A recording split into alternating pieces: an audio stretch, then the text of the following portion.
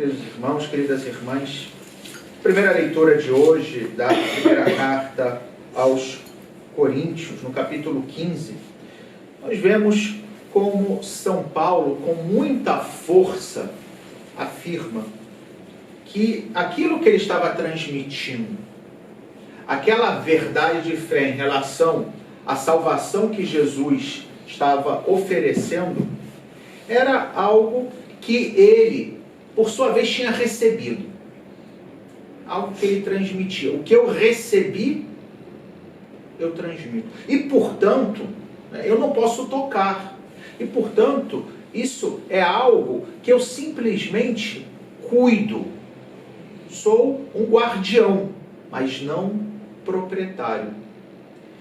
É interessante, como ele diz que Jesus ressuscitado apareceu primeiro a Pedro, depois aos apóstolos, depois a mais de 500 irmãos, e a mim, por último, como um abortivo. Ele reconhecia, sobretudo, o seu passado de perseguidor dos cristãos. É interessante quando ele fala que apareceu a mais de 500 irmãos, porque isso significa que quem estava escutando, ou lendo nesse caso, o que ele escrevia, poderia comprovar as suas palavras, ou seja, que ele não era uma testemunha isolada, que tinha muita gente que tinha feito a experiência da ressurreição de Jesus, que o tinha visto, depois de ter sido crucificado, ressuscitado. Isso mostra também a convicção dos primeiros cristãos daquilo que eles estavam transmitindo, ou seja, que não era uma fantasia.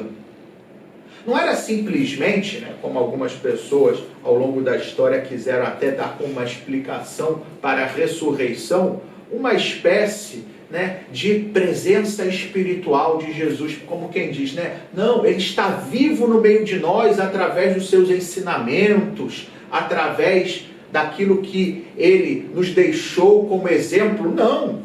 Eles falavam claramente, ele ressuscitou e mais de 500 pessoas viram ele ressuscitado. Ou seja, não era uma presença meramente espiritual, era uma presença real e, em certo sentido, física.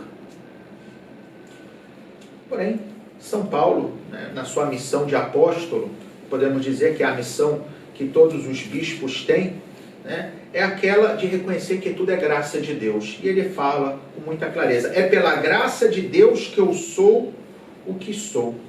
E sua graça não foi estéril. Prova é que tenho trabalhado mais do que os outros. Isso é a missão dos bispos e dos sacerdotes também. Reconhecer aquilo que receberam como dom de Deus, que é a fé, que devem transmitir aos demais e, pela graça de Deus, fazer de tudo para que essa fé possa sempre ser mais conhecida. Nós hoje celebramos também a memória de um bispo, Santo Alberto de Jerusalém, que faz parte do calendário da ordem carmelita, ainda que ele não fosse carmelita, porém estava vendo que nas representações colocam ele com hábito carmelita. Tudo bem, isso aí é uma forma de dizer que ele está muito ligado à ordem, mas ele era o patriarca de Jerusalém, foi eleito patriarca de Jerusalém em 1205 pelo Papa Inocêncio III. E a importância dele para a ordem dos carmelitas é que ele redigiu a primeira regra, tinha os eremitas que moravam lá no Monte Carmelo, e ele entre 1205 e 1214 escreveu a regra, que depois foi aprovada em 1245 pelo Papa Inocêncio IV. Santo Alberto, que foi um incansável também pregador, porque era a época da dominação dos muçulmanos na Terra Santa, mas procurou sempre cuidar dos fiéis cristãos, de promover a fé, como São Paulo, vimos na primeira leitura, e acabou morrendo, vítima de um ataque com uma faca. Então ele morreu esfaqueado, celebrando a missa no dia 14 de setembro de 1214, que era a festa da exaltação da Santa Cruz.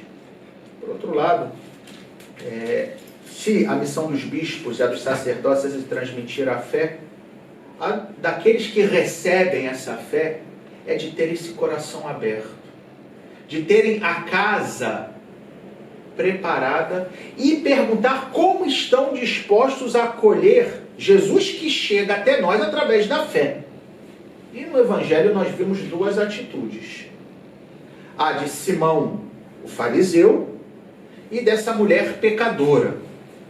Simão, né, que tinha Jesus na sua casa, mas tinha como um troféu. Para talvez mostrar para os outros, olha, eu tenho aqui Jesus na minha casa. Mas não se preocupou com os detalhes mínimos, sequer de educação, para acolhê-lo bem. Enquanto que aquela mulher pecadora, que era pecadora pública, então todo mundo sabia que aquela mulher não tinha um passado muito bonito, mas ela, com humildade, sobre acolher Jesus com toda a sua generosidade. Não tinha água para lavar os pés de Jesus, o fez com as suas lágrimas. Não tinha uma toalha para poder secar, fez com seus cabelos. Provavelmente gastou tudo que ela tinha com o perfume que jogou todo aos pés de Jesus. E aí Jesus então fala dessa parábola, dentre esses dois homens que deviam muito. Um devia 50 moedas, outro 500. E os dois foram perdoados. Mas quem é que vai reconhecer mais? O que foi mais perdoado? E é isso que nós devemos fazer. Quando a gente experimenta pela fé a presença de Jesus, o quanto fomos perdoados, independentemente do nosso passado, e diria mais, independentemente do nosso presente também, porque não é que nós sempre sejamos coerentes, e mesmo assim Ele nos perdoa. Que a gente possa reconhecer, que possa acolhê-lo sempre mais, e que também rezemos pelos nossos pastores, para que, como diz São Paulo, a graça de Deus não seja estéril neles. Louvado seja nosso Senhor Jesus Cristo. Para sempre seja louvado.